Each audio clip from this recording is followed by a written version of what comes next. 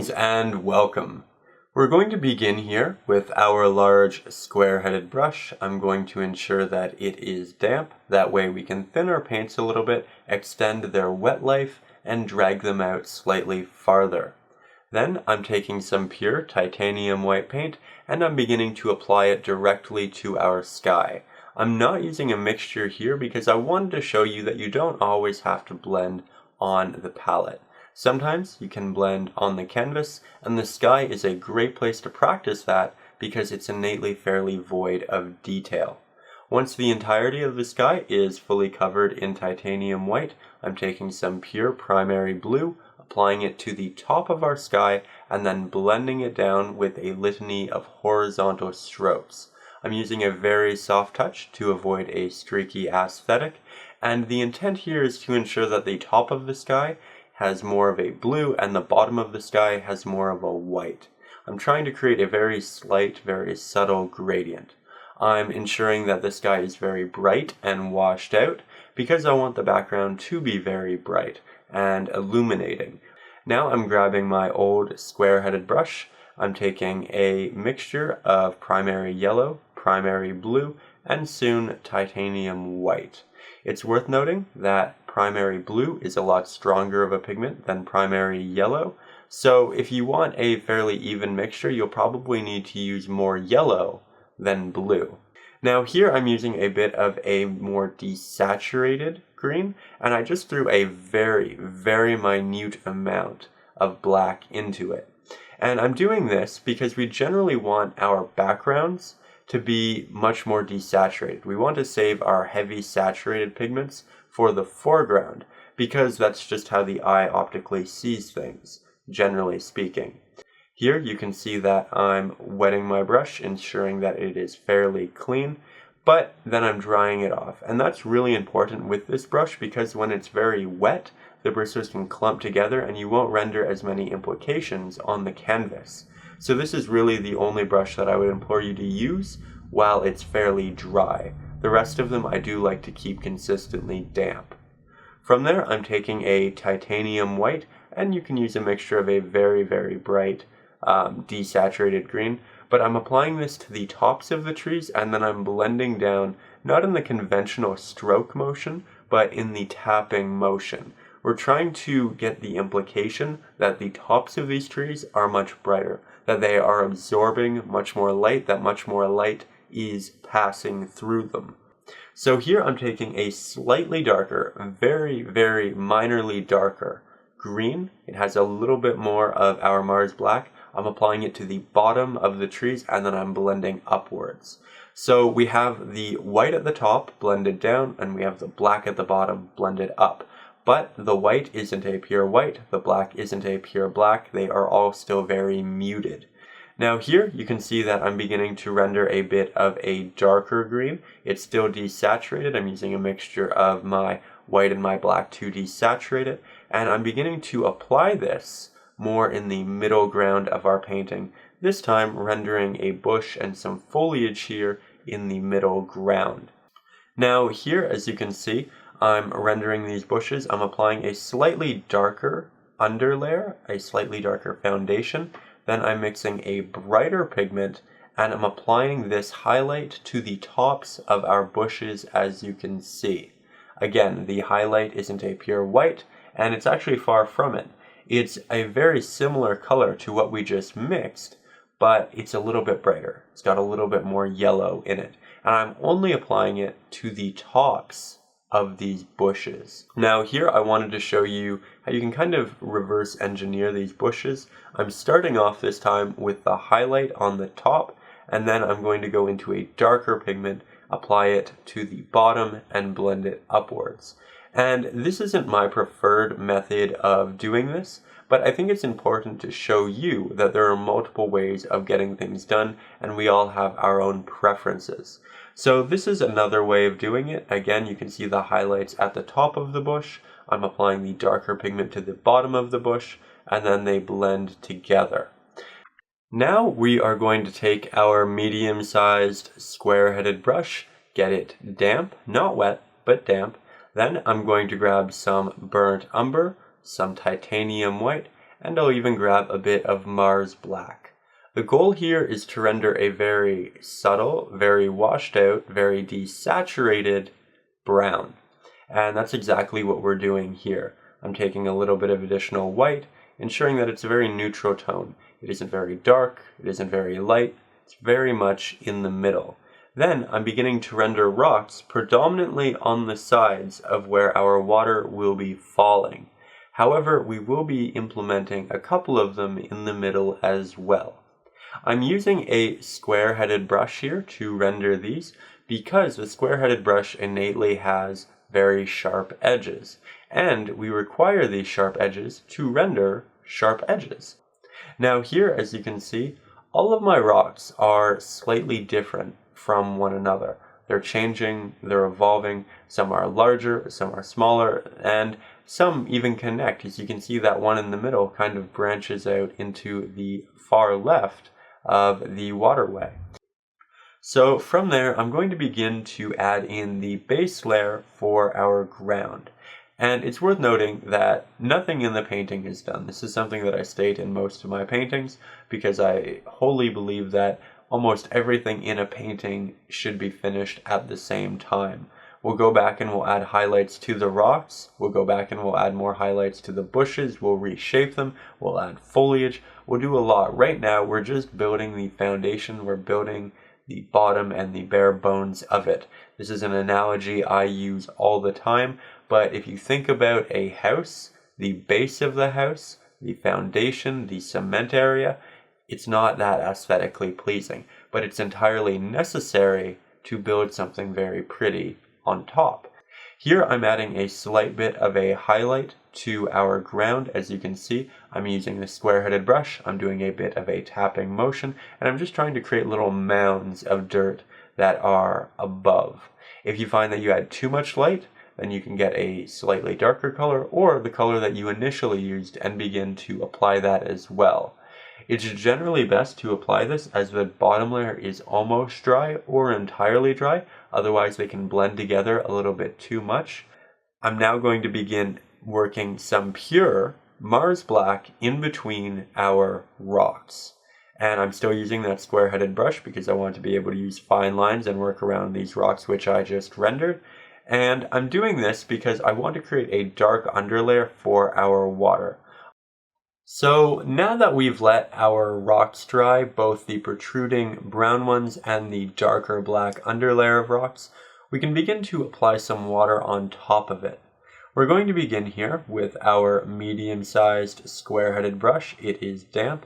I'm grabbing a good amount of primary blue and titanium white, and I'm grabbing a very small amount of primary yellow and Mars Black. The Mars Black is to ensure that it is a little bit desaturated because we will be applying it in the background, and the yellow is to give it a little bit of a green tint. The water for the most part is a blue because it is reflecting from the sky, but there's also that green in there because there's so much green foliage surrounding it. It will have an impact on the reflective color of the water, and it's important to incorporate at least a minute amount of that. I'm applying it with my square-headed brush because we need to work around our sharp rocks, and the best way to do that is with a sharp brush. So we're just beginning to apply all of this blue on top of the black portion of rock that we initially applied. Now I do want to blend this blue over portions of our land, so I just added a lot of water to my brush and now I'm blending the blue on top of it. This is going to make it look like the water is transparent. You can see the land descending into the water or the water coming up onto the land. And it's achieved with a very, very watery mixture. You don't want to use thick pigment, otherwise it won't be as transparent and the water will make it much more transparent. From there, I'm going to begin applying some detail into our water. I'm doing so with my smaller liner brush, and I'm using a slightly brighter mixture of the blue that we initially used. I'm applying the highlights. So these are areas that are going to be receiving more sunlight, or areas that are kind of splashing upwards. From there, we're going to move on to the next step, which is highlights on our rocks. and on our ground. For this, I'm using my smaller square-headed brush because I do want to apply this to rock, which is sharp, and the square-headed brush, again, is sharp. I'm using a mixture of burnt umber, which is what we initially used for the rock, a bit of titanium white to brighten it up to be a highlight, and a little bit of a yellow to warm it up as well. However, it isn't yellow dominant, and that's important. I'm only really applying the highlights to our rocks in the areas that are going to be receiving a lot of sunlight. Here you can see I'm taking some white and I'm beginning to apply some additional highlights down into the water area. I'm moving in these kind of zigzagged effects, but I'm trying to keep my application fairly sharp, as you can see here. The buildup of highlights in the water will be done in the same way that they were in the falling water. We apply a little bit, it probably blends, it probably gets a little bit darker, and then if we like that line, if we like that area, we go over it again with more of a highlight, and we just kind of build it up. I'm going to begin adding some highlights to the edges of our trees. I'm using a mixture of titanium white and burnt umber. I'm using a tapping motion with my smaller square-headed brush, and I'm creating all of these little pieces of bark, as you can see. I'm essentially really highlighting the edge of the tree that will be closest to the light. In this painting, the light is coming from the background, so the back of the tree should be darker while the sides of the tree should be a little bit brighter, one of which more dominant than the other. I'm now going to be adding some additional highlights to our foliage that we had rendered in the foreground. Now that it's dry, I can begin adding in some green, and I added a fairly neutral green on top of the dark pigment. Now I'm going to build a brighter green on top of that. The goal is to add highlight onto highlight onto highlight, keeping some of the midtones in there as well. But we're going to apply this predominantly to the top areas, as we mentioned initially with our first pieces of foliage. That's where the light is going to hit it most. That's where the light's going to be able to pass through the most. It's the least dense area. And we still want the bottom left and right hand corners to be dark enough that they kind of vignette the piece. So we're not adding our starkest highlights here, and we're still letting that dark pigment show through. Now I've let the majority of my painting dry, and we're going to begin doing the colorful, fun foliage. So here I'm grabbing a primary red for the first time. I'm grabbing a bit of titanium white and a very minute amount of our black.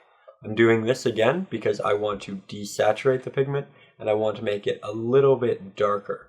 This will be the foundation layer, this will be the base layer, and we will build highlights and more vibrant pigments on top of this. I'm going to begin applying these clusters of leaves in the same way that we did our bushes.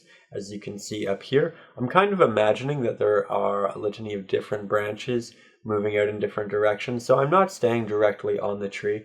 I am moving out. If I do want to add additional branches, I can do that, but I'm also leaving openings within our foliage in our tree here. As you can see here, I'm just building up highlighted areas in varying portions of our clusters.